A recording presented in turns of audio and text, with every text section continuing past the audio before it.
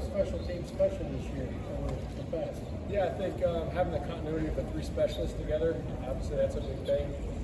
Keeping the operation consistent, getting more in tune with one another, that always helps out. And then, honestly, I think as a whole group, the depth that we have, the young guys that are coming in, as well as the guys that were here last year, and adding competition for different positions, always helps out. I think competition breeds success, so it's a good thing for us.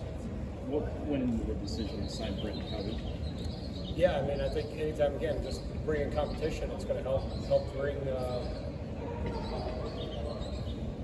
just clarity to the situation a little bit of like, hey, what do I need to do? What can I improve? How do I need to win this job? And when you see another guy competing, you're naturally going to rise. The stars rise to the top. So that's what I look at. Is there a specific thing you do need to improve that is an absolute priority from that system? Yeah, I think obviously can't give up block kick. I think that's first and foremost. Protection, pump protection, field goal protection. Having no block kicks to be a ground zero start.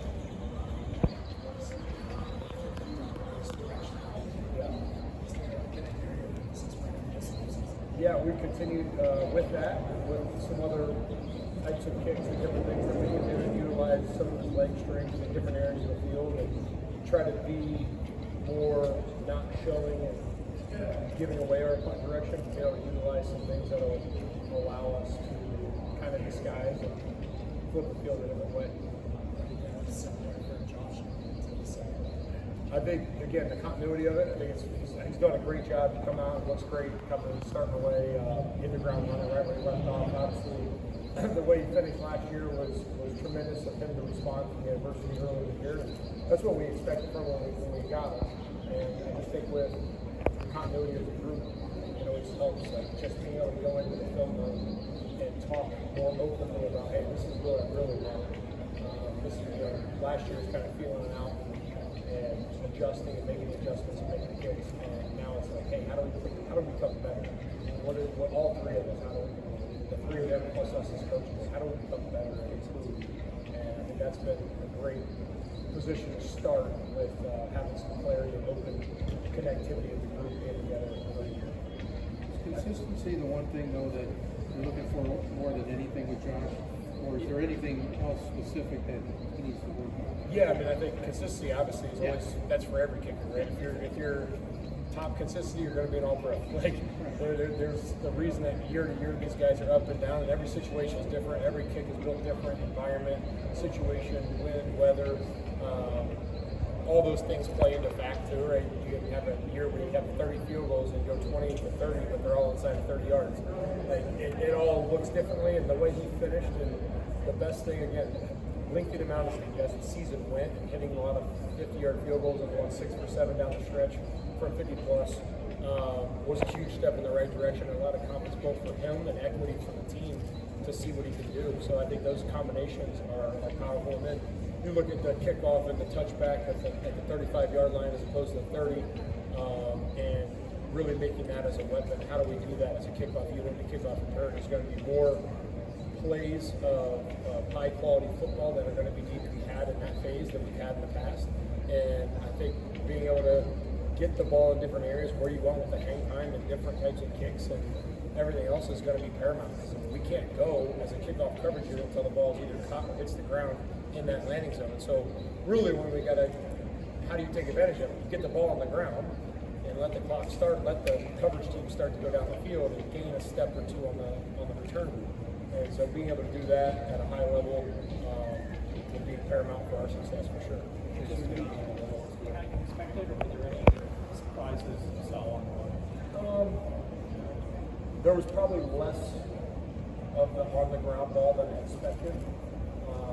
And when people did keep it on the ground, they were successful. We did it on the ground, we were successful. And but there's a risk reward inherently with that about being able to control that ball and being short and kicking out of bounds.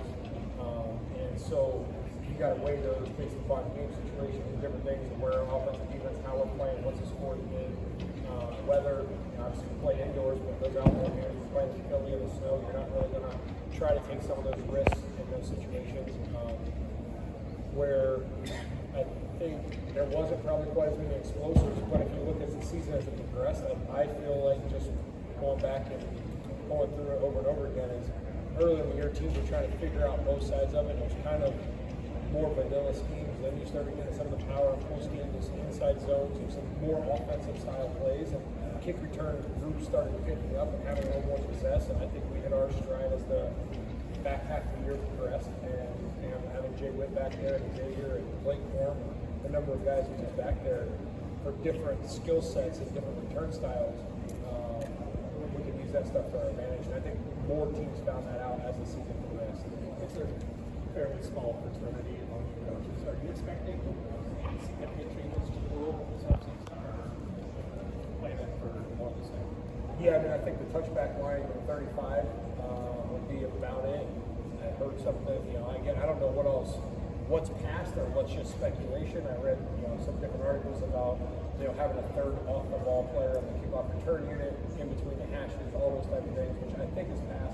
We're operating under that assumption that it's going to, and so coming up with some different unique schemes. Again, that second level of the up back, off the ball player gives you some more versatility for what you would call coolers and trappers and different things like that to put more in the offensive scheme. How limited are you though as far as adjusting to this and continuing to grow? I mean, is there just sort of a limit there that? Yeah, I mean, I think it's a great question. Honestly, I don't think there's a limit. I think you can kind of move and maneuver different ways. You can go man blocking, double team schemes.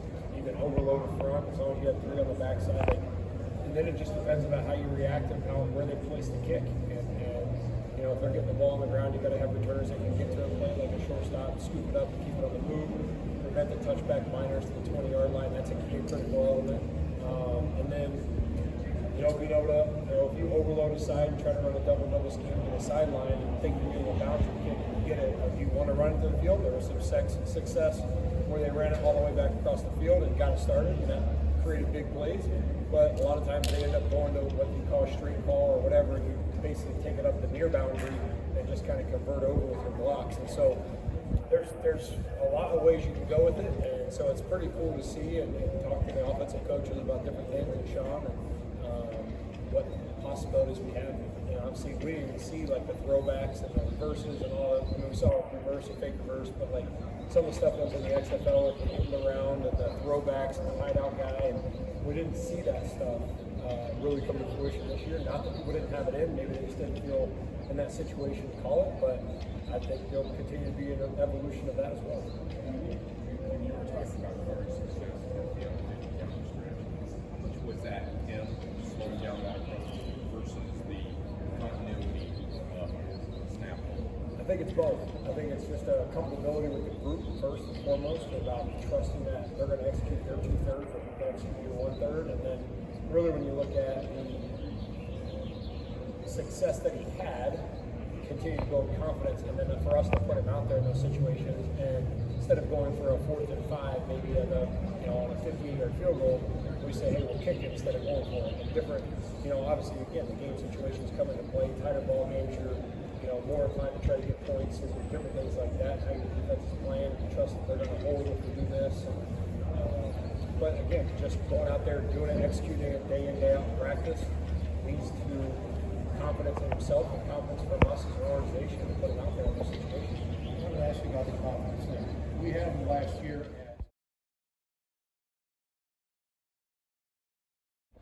from a confidence standpoint. Do you notice something different than it was a rookie, so Yeah. at the beginning nobody had perfect confidence. Yeah, I think that when you just talk about confidence, he's more confident to speak up or to see what he's feeling or to say it out loud and or ask questions that maybe last year he kind of was like, okay, yeah, I'll adapt. Like, hey, if the laces were a quarter off, or if there was something I'll adapt.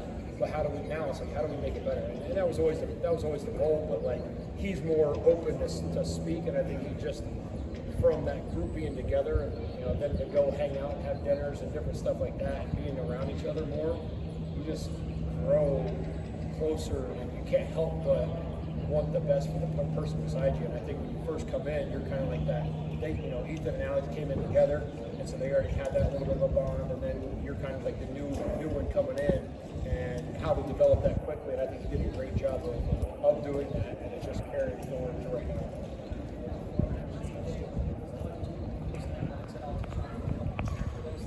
Yeah, I mean, we have a few different things going with analytics, different hang times, different ball locations, different style of returns.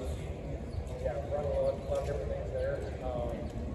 I'll say it's a good starting point, is the way I look at it, and then you got to look at it and see what it was. Sometimes something can happen.